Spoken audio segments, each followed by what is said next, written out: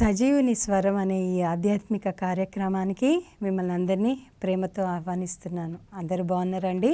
దేవుడు చూపించిన మహా గొప్ప కృపను బట్టి ఆ దేవాది దేవునికి వందనాలు చెల్లిస్తూ మరి యొక్క నూతనమైనటువంటి వారంలోనికి మనం అడుగుపెట్టి 5 రోజులు కంప్లీట్ చేసుకున్న 6వ రోజు దేవుడి సన్నిధిలో మనము సజీవ లెక్కలో ఉన్నందుకు దేవాది దేవునికి వందనాలు చెల్లిస్తూ మరి ఇంతవరకు ఆయన చేసిన ప్రతి మేలును బట్టి ఆయన కృతజ్ఞతాస్తుతులు చెల్లిస్తూ చేయబోయే మేళ్లను బట్టి ముందుగానే మరి ఆ దేవాది దేవునికి వందనాలు చెల్లిస్తున్నాను. మరి ఈరోజు దేవుడు మనతో ఏం మాట్లాడనంటున్నాడో వాక్యంలోనికి వెళ్ళకముందు చిన్న ప్రార్థన చేసుకొని వాక్యంలోనికి వెళ్దాం. పరిశుద్ధుడా గొప్ప దేవా, మరి ఇంతవరకు నువ్వు మాట్లాడిన ప్రతి మాటను బట్టి నా తండ్రి, మా జీవితాల్లో చేస్తున్నటువంటి మేళ్లను బట్టి, మరి నువ్వు చూపిస్తున్నటువంటి కృపను బట్టి, ఇన్ని వారాలుగా మరి నువ్వు మాట్లాడుతున్న ప్రతి మాటను బట్టి వందనాలు చెల్లిస్తున్నాం. ప్రభా, మేమైతే నీ కృప చొప్పునే బ్రతుకుతున్నాం, కానీ మాకున్న ఏ ఆస్తి వల్లనో, అంతస్తుల వల్లనో, మరి పరపతి హోదాల వల్లనో, డబ్బు వల్లనో, మాకున్నటువంటి అందం వల్లనో కాదు, కానీ కేవలం నీ మాట చొప్పున మేము సజీవ లెక్కలో ఉన్నామయ్యా. మరి నీ మాట విన్నట్లయితే మరి మేము ఆశీర్వాదాన్ని చూస్తాము అని వాక్యంలో సెలవిస్తుంది కనుక మరి మాట వినేటటువంటి జాబితాలో మేము ఉండడానికి కృపా సహాయం దయచేయమని, మేము మాట విననొల్లని జనాంగం నుంచి వేరుపరచబడ్డటువంటి వారముగా మమ్మల్ని దీవించి ఆశీర్వదించి నీ నామానికి మహిమను తెచ్చుకోమని, వింటుంటున్న వాక్యాన్ని దీవించి ఆశీర్వదించి అది మా మేలు నిమిత్తం ఫలించి అభివృద్ధి చెందులాగున వినగల చెవిని, గ్రహించగల హృదయాన్ని, లోబడే స్వభావాన్ని మాకందరికీ అనుగ్రహించుమని నజరేయుడైన యేసుక్రీస్తు పరిశుద్ధ నామమున ప్రార్థన చేసి వేడుచున్నాను నా ప్రియ పరలోకపు తండ్రి, ఆమేన్. దేవుడికి మహిమ కలుగును గాక. మరి ఈ సమయంలో ఈరోజు దేవుడు మనతో ఏం మాట్లాడనంటున్నాడో చూసుకుంటే, అన్ని విషయాల్లో మనం దీవెనకరంగాను ఆశీర్వాదకరంగాను ఉండాలని ఆ దేవాది దేవుడు కోరుకుంటున్నాడు. మనమందరం కూడా ఆలోచించి చూసినట్లయితే మనము మన బిడ్డల్ని అన్ని విషయాల్లో మనకంటే ఇంకా దీవించబడాలనుకుంటాం, కానీ మనకంటే తక్కువగా ఉండాలి అని ఎవ్వరం కూడా బిడ్డల విషయంలో కలలు కనం కదండి. మన బిడ్డలు మనకన్నా కూడా ఎక్కువగా దీవించబడాలి అనుకుంటాం. అదే రీతిగా ఆ దేవాది దేవుడు కూడా మనం అన్ని విషయంలో ప్రియుడా నీ ఆత్మ వర్ధిల్లిన కొద్ది నీవు అన్ని విషయాల్లో వర్ధిల్లున్నట్లుగా మన కొరకు ఆ భక్తుడు ప్రార్థన చేసి 3 యోహాను 2వ వచనంలో భక్తుడు మనకి నేర్పుతున్నది ఏంటంటే, మనం ఆత్మలో వర్ధిల్లిన కొలది అన్ని విషయాల్లో వర్ధిల్లింపు అనేది మన జీవితంలో నిశ్చయముగా చూస్తాం. కనుక ఈరోజు దేవుడు మనతో ఏం మాట్లాడుతున్నాడో చూసుకున్నట్లయితే, లేవికాండము 26వ అధ్యాయంలో చూసుకున్నట్లయితే ఇశ్రాయేలీయులకి దేవుడు ఆ యొక్క ఐడల్ వర్షిప్ నుంచి, విగ్రహారాధన నుంచి బయటికి రమ్మని చెప్తున్నాడు. విగ్రహారాధన అదేంటి, ఆ వాక్యం చెప్పుకుంటూ విగ్రహారాధన అంటుంది ఏంటి ఈవిడ అని మీరు అనుకోవచ్చు. విగ్రహారాధన అంటే మనం వెళ్ళి చేత్తో తయారు చేసినటువంటి విగ్రహాలకు మొక్కడమే కాదండి. ఆ దేవుడిని మించి నువ్వు దేన్ని ప్రేమించినా అది నీ జీవితంలో ఒక విగ్రహముతో సమానము. ఇది అందరికీ తెలిసిన విషయమే. అందుకే దేవుడు ఇక్కడ ఈరోజు మనతో ఏం మాట్లాడుతున్నాడో చూసుకుందాం. మీరు విగ్రహములను చేసుకొనకూడదు. మొదటి మాట, మనము విగ్రహాలను చేసుకోవద్దు అంటే ఇక్కడ ఎవరో చేసినటువంటి విగ్రహాన్ని వీళ్ళు పూజలు చేయట్లేదు, ఆరాధించట్లేదు, సాగిలపడట్లేదు. కానీ ఇక్కడ దేవుడు ఈ వాక్యం ద్వారా మనకి తెలియజేస్తుంది ఏంటంటే, మీరు విగ్రహములు చేసుకొనకూడదు అంటే మనమే తయారు చేసుకుంటున్నామంట. అక్కడ మనమే ఒక విగ్రహాన్ని తయారు చేసుకుంటున్నాం. మనకు తెలియకుండానే మన జీవితంలో చాలా జరుగుతున్నాయి. నా ప్రమేయం లేకుండానే నా జీవితంలో ఎన్నో అదేంటి అట్లెట్లా జరుగుతుంది అనుకుంటున్నదేమో నా ప్రియ సహోదరి సహోదరుడా.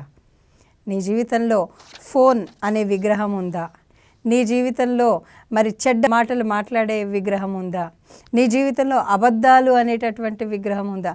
కొంతమందికి అనర్గళంగా మాట్లాడతారు చూడండి. అనర్గళంగా కొంతమంది మాట్లాడగలిగితే మరి అసలు పొల్లుపోకుండా, భయం లేకుండా, ఎక్కడ కూడా తడుముకోకుండా అబద్ధాలు చెప్పేటటువంటి విగ్రహం కొంతమంది జీవితాల్లో ఉంటుంది. అది కూడా వాళ్ళు చెప్పే మాటల్ని బట్టి చూస్తే మన మీద మనకే డౌట్ వస్తుంది, నేనే రాంగ్ ఏమో అని. అంత చక్కగా మరి అబద్ధాల స్పిరిట్ వాళ్ళల్లో పని చేస్తూ ఉంటాయి. ఆ స్పిరిట్ అంటున్నాం, నీ జీవితం అబద్ధాన్ని ఎక్కువగా ప్రేమించి అబద్ధాన్ని పూజిస్తున్నావేమో. పూజించడం అంటే దానికి మొక్కడం కాదు, పూజించడం అంటే దాన్ని పెంచి పెద్ద చేస్తున్నావు. నిజం ఒక్కసారి చెప్తే తిట్లు పడ్డమో లేకపోతే శిక్ష రావడమో ఏదో ఒకటి జరుగుతుంది. అబద్ధాన్ని ఒక్కసారి ఒక చిన్న అబద్ధం చెప్తే ఆ అబద్ధాన్ని కంటిన్యూ చేసి జనరేషన్ పెద్ద విగ్రహంలాగా తయారవుతుంది. ఇదంతా నేను జస్ట్ ఎగ్జాంపుల్కి చెప్తున్నా, ఎవరిని ఉద్దేశించింది కాదు. కానీ ఇక్కడ దేవుడు మనతో డైరెక్ట్గా చెప్తుంది ఏంటి అంటే, మీరు విగ్రహములను చేసి కొనకూడదు. మనం చేసుకుంటున్నాం, మనకు తెలియకుండానే మనము విగ్రహాలను తయారు చేసుకుంటున్నాం. కాబట్టి దేవుడు ఏమంటున్నాడు, మీరు విగ్రహములను చేసి కొనకూడదు, చెక్కిన ప్రతిమను కానీ బొమ్మను కానీ నిలవబెట్టకూడదు. చెక్కిన ప్రతిమని కానీ బొమ్మని కానీ నిలబెట్టద్దు. చెక్కింది అంటే చేత్తో చేసిందే కదా, చేత్తో చేసిన ప్రతిమే బొమ్మే. మరి చేత్తో చేసినది ఏదండి? మరి మనిషి మేధాశక్తితోటి తయారు చేయబడ్డది ఏదైనా కూడా చేతులతో చేసిందే. మేధాశక్తి సిస్టంలో పనిచేస్తే చేతుల ద్వారా దాన్ని ప్రపంచంలోనికి తేవడం. అన్నిట్లో అధికమైంది, ప్రథమమైంది ఫోను. మరి చేత్తో చేసిన దాన్ని దేని నిలబెట్టకూడదంటే ఇవాళ రేపు ఈ ఫోన్లే మనని నిలబెడుతున్నాయి. ఇంట్లో ఎవరిని ప్రేమించకపోయినా, ఎవరిని పట్టించుకోకపోయినా, ఎవరి గురించి ఆలోచించకపోయినా ఫోన్ ఉంటే చాలు. అడవిలో వదిలేసి వచ్చినా కూడా ఫోన్తో బ్రతికేసేటటువంటి జనాలు కూడా ఉండలేదు. అంటే అందరూ కలిసే ఉంటారు కానీ ఫోన్ మాత్రము మరి ప్రథమమైనటువంటి స్థానము తీసుకుంటుంది. అందుకనే దేవుడు దానిని బట్టే ఇక్కడ చెప్తున్నది ఏంటంటే, ప్రతిమను కానీ బొమ్మను కానీ నిలవపెట్టకూడదు. మీరు సాగిల పడుట ఏదొక రూపమును చెక్కబడిన రాతిని మీ దేశంలో నిలపకూడదు. అంటే మీ దేశంలో అంటే మీ జీవితంలో.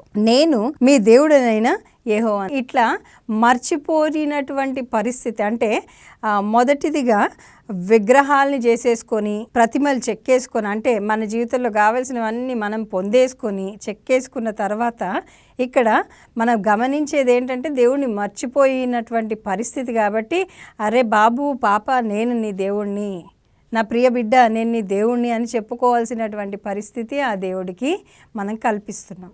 ఎంతమంది అవునంటారు? నేను మీ దేవుడను, నేను తప్ప వేరొక దేవుడు లేడు అని ఆయన చెప్పుకునే పరిస్థితి మరి ఎట్లా ఉంటుందంటే, మరి బిడ్డ తండ్రికి తల్లికి పుట్టిన తర్వాత, మరి బిడ్డను పెంచి పెద్ద చేసిన తర్వాత, మరి తల్లిదండ్రులను మర్చిపోయినటువంటి స్థితిలో కొంతమంది పిల్లలు ఉంటారు.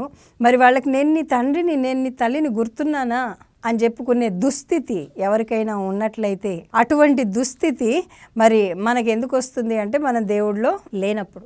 ఆ దేవాది దేవుడు కూడా అది మనుషులకు దుస్థితి, కానీ ఇక్కడ దేవుడి ప్రేమ మనుషులకు అది దుస్థితిగా ఉంటుంది. కానీ ఇక్కడ దేవుడి యొక్క ప్రేమను తన ప్రజల పట్ల కనపరుస్తూ వాళ్ళకి చెప్తున్నా, అమ్మా ఇది చేయకండి అమ్మా, ఈ రకంగా ఉండకండి అయ్యా, మరి దీన్ని విడిచిపెట్టండి అయ్యా, దాన్ని నేను చెప్పిన ప్రకారం చేయండి అమ్మా అని చెప్పేసి దేవుడు వాళ్ళు గ్రహించులాగున. ఎందుకంటే దేవుడికి మనుషులతో ఉండడం చాలా ఇష్టం అండి. ఇక్కడ దీని ద్వారా మనం తెలుసుకునేది ఏంటంటే, ఈ యొక్క లేవికాండం 26వ అధ్యాయంలో మనము నేర్చుకునేది ఏంటి అంటే, ఆ దేవుడికి మనతో ఉండడము, మనల్ని దీవించడం ఎంతో ఇష్టం. కొంతమందికి ఆ తల్లికి, ఆ భార్యకి, తన వారికి, తన ఇంటి వారికి వండి పెట్టడము, వాళ్ళకి అన్నీ చేసి పెట్టడం చాలా ఇష్టం. ఎందుకంటే తన ఇంటి వారిని, తన బిడ్డల్ని ఎంతగానో ప్రేమిస్తుంది. ఈ భూమి మీద తల్లికి బిడ్డ కన్నా వేరే ఎక్కువ ఏది లేదు. భర్తను కూడా కొన్ని విషయాల్లో పక్కన పెడుతుంది పిల్లల కోసం. మరి అటువంటి పరిస్థితిలో ఉన్నటువంటి మనిషి ప్రేమనే ఆ రీతిగా ఉంటే, నీ కొరకు నా కొరకు చనిపోయిన దేవుని ప్రేమ ఇంకెంత గొప్పగా ఉంటుందండి కదా, ఇంకెంత గొప్ప ప్రేమ కదా. ఆ దేవుడు మరి మనము దీవించబడాలి, మనతో సహవాసం కలిగి ఉండాలని ఆ దేవుడు మరి కోరుతున్నాడు. ఆ తల్లి ఏ రీతిగా అయితే తన ఇంటి వారందరినీ సంతోషపెట్టాలి, వాళ్ళకి కావాల్సినవన్నీ ఇవ్వాలి అని చెప్పి తల్లి ఏ రీతిగా అయితే ఆలోచించి తనను తాను సమర్పించుకొని ప్రేమిస్తుందో, తనను తాను సమర్పించుకొని పరిచర్య చేస్తుందో, తనను తాను సమర్పించేసుకొని తన ఇష్టాలన్నింటినీ పక్కన పెట్టేసి వాళ్ళకి ఏది ఇష్టమో దానికి ప్రయారిటీ ఇస్తుందో, అదే రీతిగా అర్హత లేనటువంటి నీకు నాకు కూడా దేవుడు ఆ ప్రయారిటీ ఇస్తున్నాడు. హల్లెలూయా. ఆయన ప్రేమ ముందు ఏ ప్రేమ పనికిరాదండి. ఆయన ప్రేమ ముందు ఏ ప్రేమ పనికిరాదు. ఈ యొక్క లెంట్ సీజన్లో నాకు చాలా ఇష్టమైనటువంటి ఒక పాట ఉంటుంది. కలువరి సిలువను చూసానయ్యా, ప్రభువాని ప్రేమను తలచానయ్యా, కలువరి సిలువను చూసానయ్యా, ప్రభువాని ప్రేమను తలచానయ్యా, నా హృదయమంతా పగిలేనయ్యా, కళ్ళు కన్నీళ్లతో పొంగేనయ్యా, నా హృదయమంతా పగిలేనయ్యా, కళ్ళు కన్నీళ్లతో పొంగేనయ్యా. స్తోత్రమయ్యా స్తోత్రమయ్యా నా యేసయ్యా, స్తోత్రమయ్యా స్తోత్రమయ్యా నా యేసయ్యా. ఆయన ప్రేమను కనుక నువ్వు నిజంగా అర్థం చేసుకుంటే నీ హృదయంలో కన్నీళ్ళు ఉప్పొంగుతాయి. నా ప్రియ సహోదరి సహోదరు, ఎంతసేపు నీ గురించి, నీ బాగు గురించి, అయ్యో నా బిడ్డ మాట వినట్లేదే, అయ్యో నా బిడ్డ నేను చెప్పినట్టు చేస్తే ఎంత ఆశీర్వాదం నేను దాచిపెట్టాను, అది గ్రహిస్తే బాగుండు అని చెప్పేసి నీ కొరకు ఆలోచించే దేవుడు, నీ కొరకు ప్రాణం సైతం పెట్టినటువంటి దేవుడు. నీ తల్లి నీ కొరకు ప్రాణం పెట్టగలదా? తల్లికి మొదటిగా నీ మీద ప్రేమ ఉంటుంది, కానీ ప్రాణం పెట్టేంత ప్రేమ చాలా తక్కువ మంది తల్లిలో ఉంటుంది. కనుక మరి ఈ యొక్క సమయంలో ఈ దేవుడు ఈ యొక్క లేవికాండం ద్వారా మనకి చెప్పేది ఏంటంటే, ఆయన మనతో సహవాసం కలిగి మనతో ఉండడం ఎంతగానో ఇష్టపడుతున్నటువంటి దేవుడు. అందుకే ఏమంటున్నాడు, నేను మీ దేవుడైన యెహోవాను, నేను నియమించిన విశ్రాంతి దినములను మీరు ఆచరింపవలెను, నా పరిశుద్ధ మందిరమును సన్మానింపవలెను, నేను యెహోవాను. అంటే ఆయన మళ్ళీ ఒకసారి నేను యెహోవానని ఎందుకు చెప్పుకుంటున్నాడంటే, విశ్రాంతి దినం. ఇవాళ రేపు ట్రెండ్ ఏం నడుస్తుందంటే మొత్తం అంతటా మీడియా అయిపోయింది. ఆ మీడియా ద్వారా మరి ప్రతి చర్చిలో లైవ్ పెడుతున్నారు. చర్చికి పోకపోయినా పర్వాలేదు, చర్చ్ లైవ్ అటెండ్ అయితే చాలు అనుకొని ఇళ్లలో కూర్చొని చూస్తున్న వాళ్ళు పెరిగిపోయారు. ఇక్కడ విశ్రాంతి దినమును ఆచరించండి అంటున్నాడు. అంటే దేవుడి సన్నిధికి రావాలి, దేవుడి సన్నిధికి వచ్చి అంట ఈ విశ్రాంతి దినమును మీరు ఆచరింపవలెను. అంటే డ్యూటీ ఖచ్చితంగా నువ్వు చెయ్యాలి. ఇప్పుడు ఒక ఉద్యోగం ఉంటుంది, ఉద్యోగస్తులు ఉంటారు. ఇవాళ రేపు బయోమెట్రిక్ మెషిన్స్ వచ్చాయి. మీ తంబో మీ ఫేసో చూడండి, ఆ రోజు నువ్వు పొద్దున్నే ఆఫీస్ తెరవకుండా వచ్చి నువ్వు ఆఫీస్ పని చేసి ఇంటికి పోయినా, పొద్దున్న 7 గంటలకు వచ్చి రాత్రి 10 గంటలకు ఇంటికి పోయినా, ఒకవేళ నువ్వు బయోమెట్రిక్ మిషన్లో నీ యొక్క థంబ్ ఇంప్రెషన్ కానీ ఫేస్ రీడింగ్ కానీ జరగకపోతే నువ్వు ఉద్యోగం ఆ రోజు జాబ్ చేసినట్టు కాదు, ఆ రోజు డ్యూటీలో ఉన్నట్టు కాదు. ఎందుకు? నువ్వు చేసిందావని రుజువేంటి అక్కడ కదా. ఉద్యోగాలు అట్లా తయారయ్యాయి. కానీ ఇక్కడ అది నీ డ్యూటీగా పెట్టుకున్నావు. నువ్వు అది పంచి కొడితేనే నువ్వు లోపలికి ఎంట్రీ, అది నీ డ్యూటీ. నువ్వు అది చేయకుండా ఏం చేసినా కూడా వేస్టే. అదే రీతిగా దేవుడు ఖచ్చితంగా విశ్రాంతి దినాన్ని ఆచరించాలి. It's your duty. నువ్వు అది విశ్రాంతి దినాన్ని ఆచరించకుండా వేరే టైంలో నేను ప్రార్థన చేశాను, నేను అది చేశాను, ఇది చేశాను అంటే వ్యర్థము, అన్నీ వేస్ట్, అవి లెక్కలోనికి తేపడు. కనుక దేవుడు ఏమంటున్నాడంటే, నా విశ్రాంతి దినాన్ని మీరు ఆచరింపవలను, నా పరిశుద్ధ మందిరమును సన్మానింపవలను. విశ్రాంతి దినము ఆచరించాలి. ఆయన పరిశుద్ధ సన్నిధి, ఎక్కడైతే సంఘంతో మనం సహవాసం చేస్తామో అక్కడ ఆయన సన్నిధి ఉంటుంది. ప్రత్యక్ష గుడారంలో ఆయన సన్నిధి ఏ రీతిగా ఉన్నదో, ఆయన ఏర్పాటు చేసినటువంటి స్థలాల్లో, ఏర్పాటు చేసుకున్నటువంటి మందిరాల్లో ఖచ్చితంగా ఆయన యొక్క సన్నిధి మరి నిత్యము అక్కడ ఉంటుంది. కనుకనే ఇక్కడ ఏమంటున్నాడు, దాన్ని సన్మానించవలను. ఇది ఇంకో రకంగా కూడా తీసుకోవచ్చు. మరి కొంతమంది నిన్ను వలె నీ పొరుగువాడిని ప్రేమించు అంటాం కదా. మరి మనల్ని మనం ప్రేమించుకోకుండా పక్కనోడిని కూడా ప్రేమించలేము. అందుకనే దేవుడు అంటాడు, ఫస్ట్ నిన్ను నువ్వు ప్రేమించుకో, లవ్ యువర్ సెల్ఫ్. నిన్ను నువ్వు ప్రేమించుకున్నట్లయితే పక్కనోడిని ప్రేమించగలుగుతావు. కనుక ఇక్కడ ఏంటి, పరిశుద్ధనామం సన్మానించుము, సన్మానింపవలను అని ఎందుకంటున్నాడంటే, నీకు ఆ మర్యాద తెలియకుండా పోతుంది. మనల్ని మనం ప్రేమించుకోకుండా పక్కనోడిని ప్రేమించలేము. ఎట్లా అయితే ప్రేమించలేమో, మరి నువ్వు చూసే మనిషినే నువ్వు ప్రేమించలేకపోతే చూడని దేవుడిని ఎట్లా సన్మానిస్తావు కదా. చూడని దేవుడిని కూడా నువ్వు ఆయన అనుకున్న పద్ధతిలో సన్మానించలేవు. కనుకనే దేవుడు ఇక్కడ జ్ఞాపకం చేస్తున్నాడు, నా పరిశుద్ధ మందిరంను. మరి మనల్ని ప్రేమించుకోవడం అంటే ఆయన మన యొక్క శరీరము ఆయన యొక్క ఆలయం అయి ఉంటుంది. దీన్ని కూడా నువ్వు సన్మానించాలి, దీన్ని కూడా నువ్వు ప్రేమించాలి. అంటే చాలామంది ఫోకస్డ్గా అందం మీద, వాటి మీద, వీటి మీద ఫోకస్ చేస్తూ ఉంటారు. అది కాదు. నీకు ఇచ్చిన ఆరోగ్యాన్ని, నీకు ఇచ్చినటువంటి శరీరాన్ని జాగ్రత్తగా కాపాడుకోవడం కూడా మరి సన్మానించడమే. ఇష్టం వచ్చినట్టు ప్రతిదీ తినేయడం ఈరోజు ఇవాళ రేపు అలవాటు అయిపోయింది. దానివల్ల అనారోగ్యం.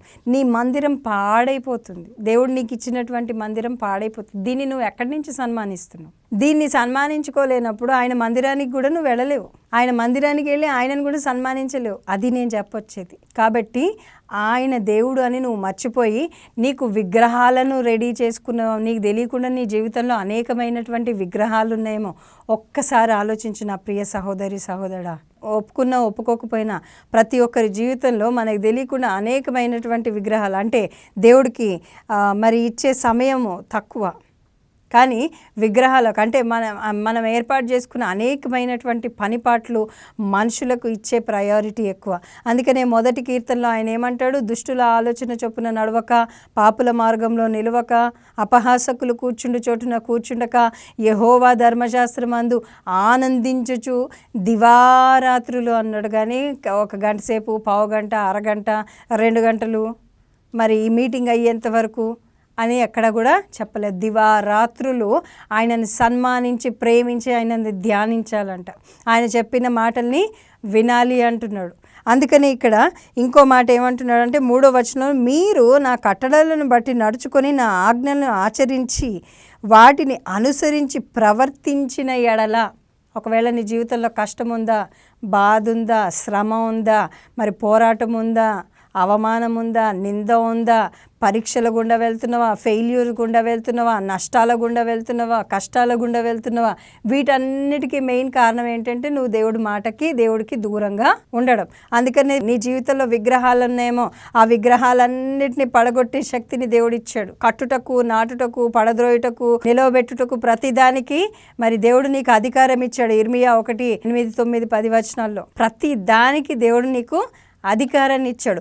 దేవుడు ఇచ్చినటువంటి అధికారాన్ని వాడుకున్నట్లయితే ఆ అధికారం ఎప్పుడు వాడబడుతుంది? దేవుడిని సన్మానించి, దేవుడిని ప్రేమించి, ఆయన సన్నిధికి వెళ్ళి ఆయనని ఆచరించి అనుసరించి ఆయన చెప్పిన ప్రకారం. అందుకే ఇక్కడ ఏమంటున్నారు? మీరు నా కట్టడలను బట్టి నడుచుకొని నా ఆజ్ఞలను అనుసరించి వాటిని ప్రవర్తించిన ఎడల మీ వర్షాకాలంలో మీకు వర్షము వచ్చును, భూమి పంటనిచ్చును, మీ పొలముల చెట్లు ఫలించును, మీ ద్రాక్ష పండ్ల కాలము వచ్చే వరకు మీ నూర్పు సాగుచుండును, మీరు తృప్తిగా భుజించి మీ దేశంలో నిర్భయముగా నివసించెదరు. చిన్న మాట వింటే అయిపోతుంది కదండి. ఇక్కడ ఎంత ఆశీర్వాదం ఇస్తున్నా అంటే, మరి తప్పిపోయిన కుమారుడు ఉన్నాడు. Simple example. తప్పిపోయిన కుమారుడు తండ్రి ఇంట్లో ఉన్నన్ని రోజులు రాజభోగాలు అనుభవించాడు.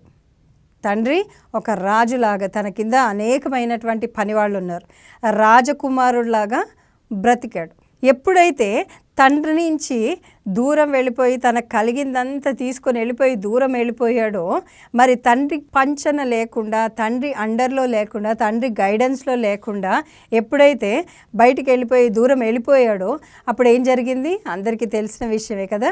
ఏం జరిగింది? నష్టాల గుండా వెళ్ళాడు, అవమానాల గుండా వెళ్ళాడు, ఆకలి గుండా వెళ్ళాడు, మరి అనారోగ్యం గుండా వెళ్ళాడు, మరి ఆఖరికి దీన స్థితి, పందుల పొట్టు తినేటువంటి దారిద్ర్యతలోనికి, భయంకరమైనటువంటి పరిస్థితిలోనికి ఈ యొక్క మరి తప్పిపోయిన కుమారుడు వెళ్ళాడు. ఎప్పుడైతే తన తండ్రి చెప్పిన ప్రకారం, నీకు ఇక్కడ ఏం తక్కువైంది నాన్న, నువ్వు ఇక్కడే ఉండు నాన్న, రాజలాగా ఉండొచ్చు నాన్న అని చెప్పినప్పుడు ఆ తండ్రి మాట కుమారుడు వినలేకపోయాడు. వినలేక తండ్రి నుంచి దూరం అయ్యి తప్పిపోయినటువంటి పరిస్థితులు అన్నీ పోగొట్టేసుకొని తిరిగి, మరి నా తండ్రి ఇంట్లో అనేకమైన పనివారు ఉన్నారు, వాళ్ళల్లో నేను కూడా ఒక్కడిలాగా బ్రతుకుతాను అని చెప్పి తగ్గించుకొని, ఎప్పుడైతే మారు మనసు పొంది, అంటే తండ్రి చెప్పిన మాట వినడానికి లోబడి మారు మనసు పొంది ఎప్పుడైతే తిరిగి వెళ్ళాడో అక్కడ దేవుడు కార్యం చూశాడు. హల్లెలూయా. మరి అక్కడ దేవుడి కార్యాన్ని చూసి, మరి పందుల మధ్యలో ఉండొచ్చు అంటే ఎంత భయంకరమైనటువంటి పరిస్థితిలో ఆ కుమారుడు తండ్రి ఇంటికి దగ్గరకు వచ్చాడో మనం ఊహించుకోవచ్చు.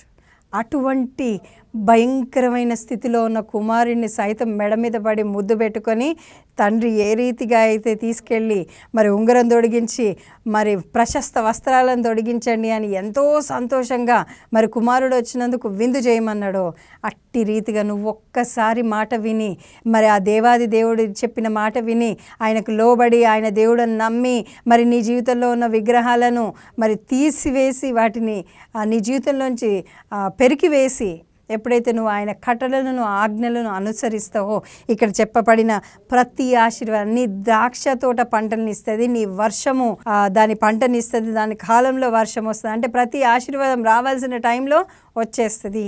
తండ్రి కింద ఉన్నప్పుడు ఎటువంటి ఆశీర్వాదము ఆ తప్పిపోయిన కుమారుడు చూశాడో, ఈ దేవాది దేవుడి కింద ఉన్నప్పుడు ఆ దేవాది దేవుడి మహోన్నతుని చాటున నివసించువాడు, సర్వశక్తుని నీడను విశ్రమించువాడు అని వాక్యంలో ఉంది కదా.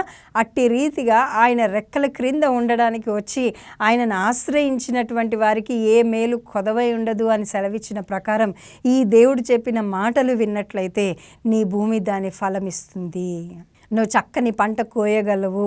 నువ్వు కోయట్లేదు అంటే నీ జీవితంలో విగ్రహాలను నిలబెట్టుకుని నువ్వు దేవుని తప్ప మిగతా అన్నిటికీ నీ జీవితంలో టైం ఉంది, కానీ దేవుడికి మాత్రం సమయం లేకుండా భయంకరమైనటువంటి ఆ డిస్టెన్స్ని మెయింటైన్ చేస్తున్నావు. నా ప్రియ సహోదరి సహోదరుడు, ఒక్కసారి ఆలోచించు. నువ్వు ఎన్ని గంటలు నీ ఫోన్తో ఉన్నావో ఆలోచించు. నువ్వు ప్రేమిస్తున్నా అంటావు, కానీ ఆ ప్రేమించే వ్యక్తితో నువ్వు ఎన్ని గంటలు ఉంటావు? నువ్వు దేవుణ్ణి ప్రేమిస్తున్నావు అంటే అందరూ ఎస్ ప్రేమిస్తున్నామంటారు, కానీ ఎన్ని గంటలు ఎంత సమయం దేవుడికి వెచ్చిస్తున్నారు? ఒక రోజులో ఒక 10 నిమిషాలు, ఒక పావు గంట, ఓ అరగంట, ఓ గంట, మహా అంటే 2 గంటలు. మరి సేవకుల సంగతి పక్కన పెట్టండి. ఇక్కడ కూర్చున్న వాళ్ళలో ఆలోచన, మీరు ఎన్ని గంటలు దేవుడి సన్నిధిలో ఉంటారనే ఆలోచనలు వచ్చే వాళ్ళు కూడా ఉండకపోరు. మీరు ఎన్ని గంటలు ఉంటారు అనేది పక్కన పెట్టండి సేవకులది. మరి విశ్వాసులుగా మరి ఈ శ్రమలు కష్టాలు ఇవన్నీ తట్టుకొని నిలబడే శక్తి విశ్వాసులుగా మీకు కావాలి అంటే మరి నువ్వు ఎంత సమయము దేవుడితో మరి గడుపుతున్నావు ఒక్కసారి ఆలోచించు. ఈ ఆశీర్వాదాలన్నీ కావాలనుకుంటారు.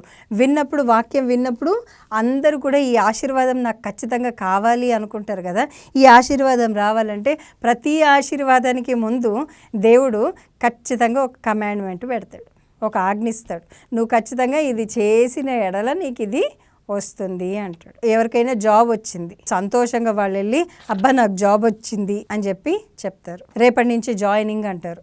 సరే మంచిది. మరి నీకు జాబ్ వచ్చినప్పుడు రేపటి నుంచి జాయినింగ్ అన్నప్పుడు ఆ యొక్క వ్యక్తి వెళ్ళి నెలంతా పని చేసిన తర్వాత ఆ వ్యక్తికి జీతం వస్తుందా? ముందే అడ్వాన్స్గా జీతం ఇచ్చి పని చేయించుకుంటారు ఎవరన్నా? వింటున్నారా? ఎవరన్నా ముందు జీతం ఇచ్చి ఇంత జీతం నీకు ఇస్తున్నాను, నువ్వు నెలంతా పని చేయాలి అని చెప్పి ముందు జీతం ఇచ్చి పని చేయించుకునే అధికారులు ఎవరైనా ఉంటే ప్లీజ్ పింగ్ మెసేజ్ చేయండి, చూద్దాం కదా. మనకి ముందు జీతం ఎవరు ఇవ్వరు. పని చేస్తేనే జీతం ఏ రీతిగా వస్తుందో ఈ దేవాది దేవుడు చెప్పిన మాట వింటేనే నీ జీవితంలో ఆశీర్వాదం. ఊరికే ఆశీర్వాదం రాదు.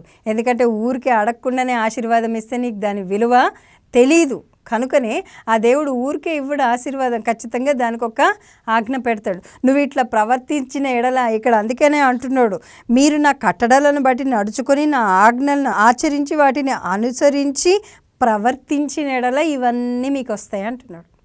పనివాడు జనంతా పని చేస్తేనే జీతం ఇస్తారు, వాళ్ళు చెప్పినంత పని చేస్తేనే జీతం ఇస్తారు, కానీ ఉత్త అటెండెన్స్ వేస్తే జీతం ఇవ్వరండి.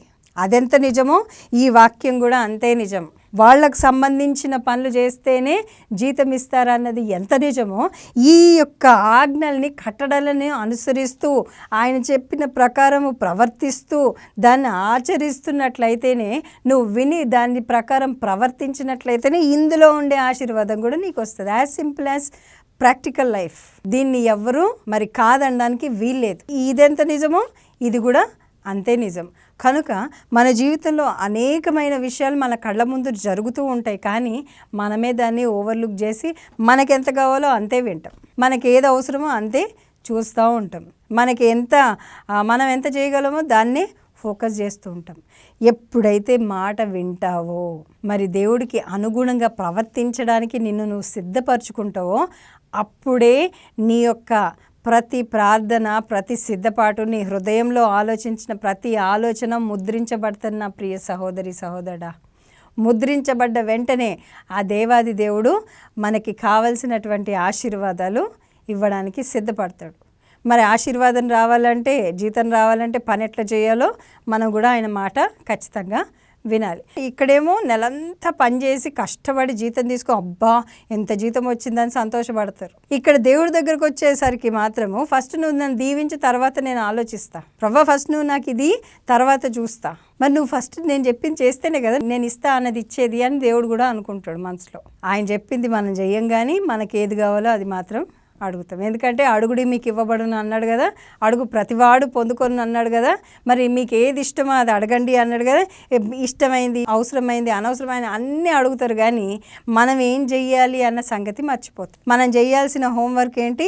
ఆయన చెప్పిన ప్రకారము మనము ఆయన యొక్క ధర్మశాస్త్రాన్ని, కట్టడలను, ఆయన యొక్క ఆజ్ఞలను అనుసరిస్తూ ప్రవర్తిస్తూ దాని ప్రకారం జీవిస్తూ మనల్ని మనం ఆయనకి సమీపంగా ఉంచుకున్న ఎడల ఇక్కడున్న ప్రతి ఆశీర్వాదము నీ దేశమునకు క్షేమం కలుగును అంటున్నాడు. లేవికాండం 26వ అధ్యాయం చదవండి. దీంట్లో ఉన్న ప్రతి ప్రామిస్ మరి మీ జీవితంలో నెరవేర్చబడలాగున ముందు మీ జీవితంలో ఉన్న ప్రతి ప్రతిమను, విగ్రహాన్ని, చేత్తో పోతబోసినటువంటి మీరు కట్టుకున్నటువంటి విగ్రహాలు ఏవైతే ఉన్నాయో, అక్కని, అన్నని, తమ్ముడని, భర్తని, భార్యని, ఫోన్ అని, మరి ఉద్యోగం అని, డబ్బని, బలహీనతలని, తాగుడని, జూదమని అనేకమైనటువంటి విగ్రహాలు మన జీవితంలో ఉంటూ ఉంటాయి. వాటన్నిటినీ తీసి పడేసి మొదట నా నీతిని, రాజ్యాన్ని వెతకండి, అప్పుడు అవన్నీ మీకు అనుగ్రహించబడును అని సెలవిచ్చిన ప్రకారము ఆయనను మొదట వెతికి మరి ఇవన్నీ ఆటోమేటిక్గా నువ్వు దాని గురించి వెతకాల్సిన అవసరం లేదు. నువ్వు ఎప్పుడైతే దేవుడిని వెతుకుతావో